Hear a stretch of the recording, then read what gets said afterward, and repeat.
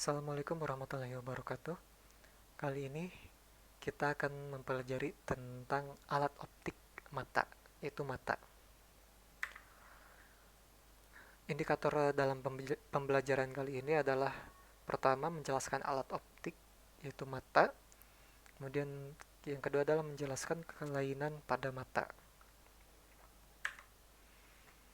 Nah, pada diri manusia terdapat alat optik tercanggih, yaitu mata. Mata merupakan bagian dari panca indera yang berfungsi untuk melihat. Dengan mata, kita dapat menikmati keindahan alam, kita dapat melihat teman-teman, kita dapat mengamati hal-hal yang terjadi di sekitar kita, dan masih banyak hal lain yang bisa kita nikmati melalui mata. Coba bayangkan jika kita tidak memiliki mata, maka dunia ini pasti akan terasa sangat gelap. Maka dari itu, kita harus senantiasa bersyukur kepada Allah yang mana telah memberikan kita nikmat, yaitu berupa penglihatan melalui mata, yang mana kita dapat melihat segala hal yang ada di dunia ini. Dengan mata kita dapat melihat banyak hal di dunia ini. Oke. Kemudian kita akan membahas bagian-bagian mata. Nah, pada mata yang pertama adalah bagian kornea, itu bagian luar mata yang tipis, lunak, dan transparan. Kornea berfungsi menerima dan meneruskan cahaya yang masuk pada mata yang sensitif di bawahnya. Dan yang kedua adalah pupil.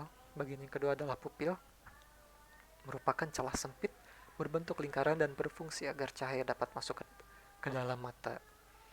Kemudian yang ketiga adalah iris. Iris adalah selaput berwarna hitam, biru, atau coklat.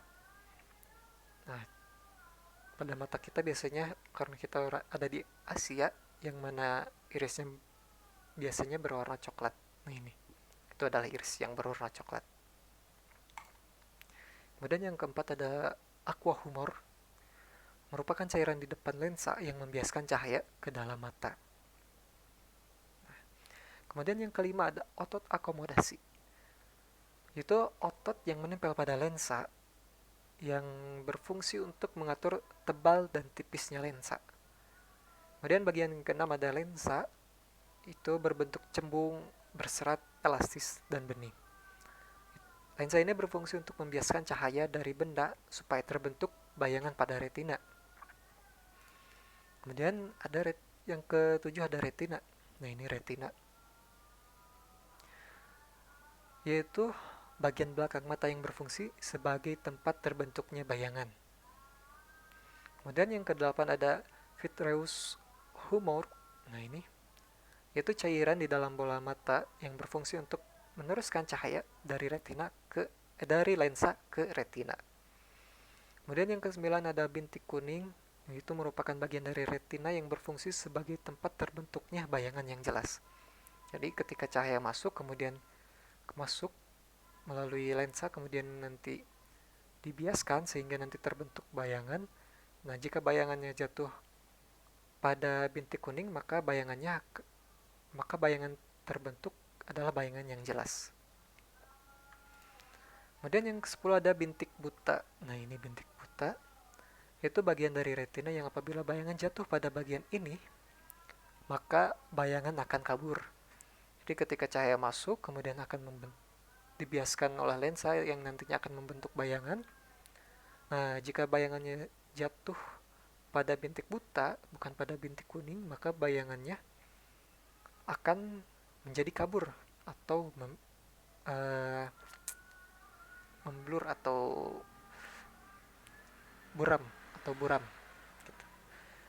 Kemudian yang ke-11 itu ada syaraf mata. Nah, syaraf mata itu yang berfungsi untuk meneruskan rangsangan bayangan dari retina menuju ke otak. Dan proses terlihatnya benda.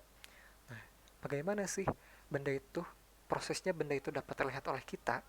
Jadi, benda yang ada di depan mata akan memantulkan cahaya, yang kemudian cahaya itu akan masuk ke dalam mata melalui pupil, yang kemudian akan dibiaskan oleh lensa mata sehingga terbentuk bayangan pada retina.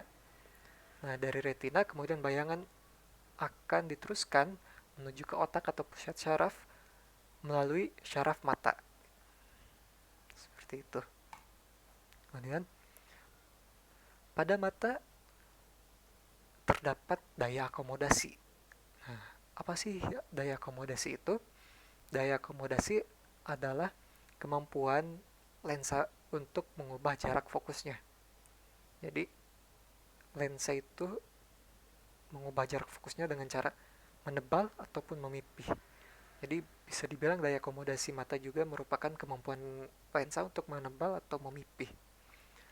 Nah, pada saat kita melihat benda yang dekat, objek yang dekat, maka otot-otot siliar akan menegang sehingga mata akan menjadi cembung. Nah, seperti ini, akan menyembung. Tapi jika kita melihat benda atau objek yang jauh, maka otot-otot siliar akan mengendur menjadi rileks sehingga lensa mata akan lebih pipih. Jadi seperti ini. Nah, pada keadaan normal, otot-otot siliar berada di dalam keadaan rileks, namun sendi pengikat dalam keadaan tegang. Jadi pada keadaan ini bentuk lensa mata agak datar. Jadi pada keadaan normal bentuk lensa mata itu agak datar. Oke. Kemudian titik dekat dan titik jauh.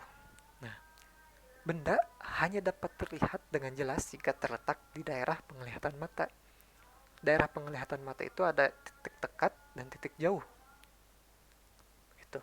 Titik dekat adalah titik terdekat yang dapat dilihat oleh mata secara jelas dengan mata berakomodasi maksimum. Titik terdekat disebut juga dengan punctum proximum. Nah, titik dekat maksimum pada mata normal yaitu berjarak 25 cm di depan mata. Nah, kemudian titik jauh adalah titik terjauh yang dapat dilihat oleh mata secara jelas dengan mata tidak berakomodasi. Titik jauh disebut juga dengan punctum remotum.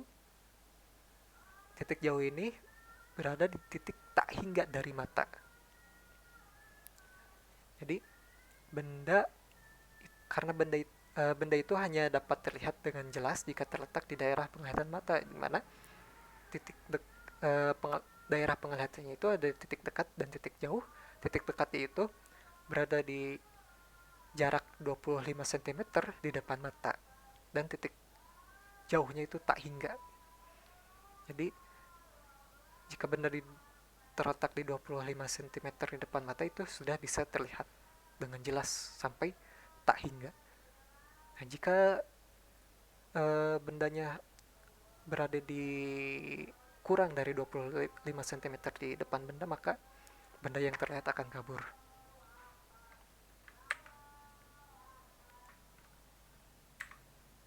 Nah, kemudian cacat pada mata.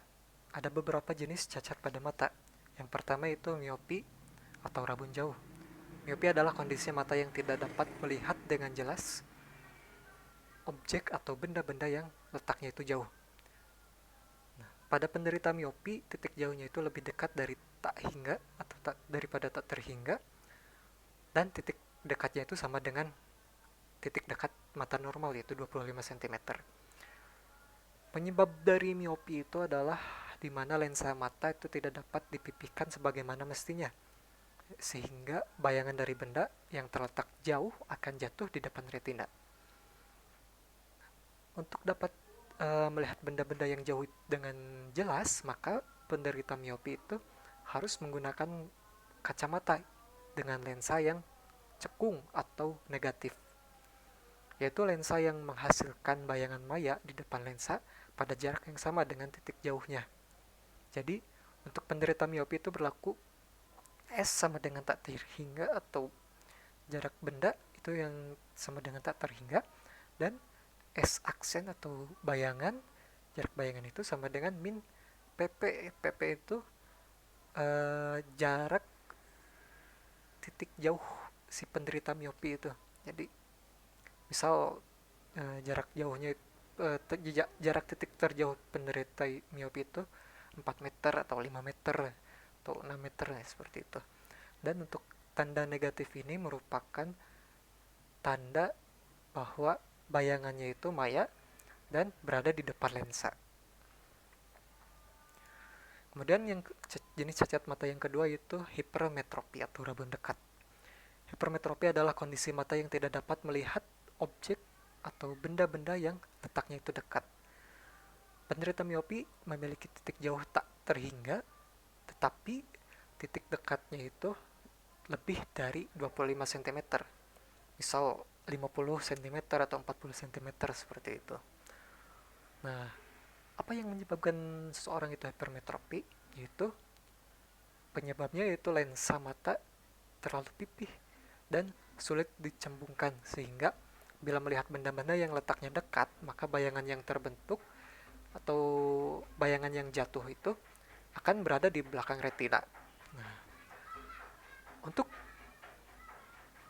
penderita hipermetropi ini bisa melihat benda-benda yang letaknya dekat dengan jelas, maka si penderita itu harus menggunakan kacamata yang memiliki lensa yang cembung atau positif, yang yaitu lensa yang menghasilkan bayangan maya di depan lensa dan jarak pada jarak yang sama dengan titik terdekatnya. Jadi untuk penderita hipermetropi berlaku S sama dengan 25 cm, itu terdekat jarak benda terdekat itu 25 cm, titik dekatnya itu 25 cm, dan S aksen atau jarak bayangannya itu sama dengan min PR. PR itu adalah jarak titik dekat si pengidap hipermetropi, misal yang seperti tadi 50 cm atau 40 cm. Dan minus ini menandakan bahwa bayangannya itu maya dan terletak di depan lensa, seperti itu. Kemudian yang ketiga adalah jenis cacat mata ketiga, yaitu presbiopi atau mata tua. Mata tua dialami oleh orang-orang yang sudah tua. Mata tua itu memiliki otot siliar yang tidak lagi baik seperti mata normal, yang akibatnya kemampuan mata untuk berakomodasi menjadi kurang, sehingga orang itu akan kesulitan untuk melihat benda yang letaknya dekat maupun jauh. Nah, penderita presbiopi titik dekatnya itu lebih jauh daripada titik dekat mata normal, yang artinya titik dekatnya itu lebih dari 25 cm, dan titik jauhnya itu lebih dekat daripada titik jauh mata normal, dan titik jauhnya itu lebih dekat daripada titik jauh mata normal, artinya titik jauhnya itu kurang dari tak hingga.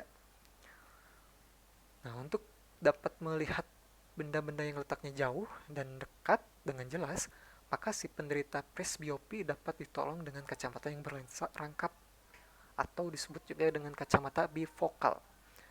Kacamata bifokal adalah kacamata yang terdiri dari dua lensa, yaitu lensa cekung dan lensa cembung.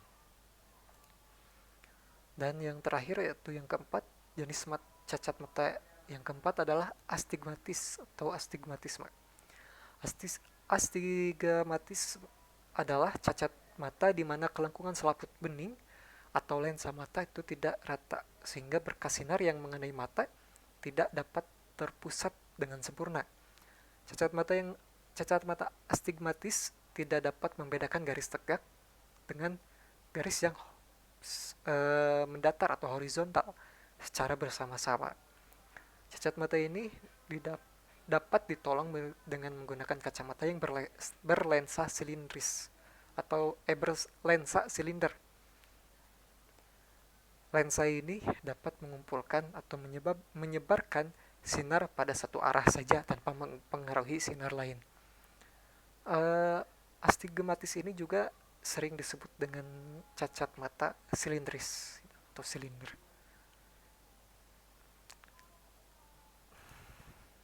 Nah, baik, mungkin hanya itu yang dapat saya sampaikan. Mohon maaf atas banyak kekurangannya. Terima kasih. Assalamualaikum warahmatullahi wabarakatuh.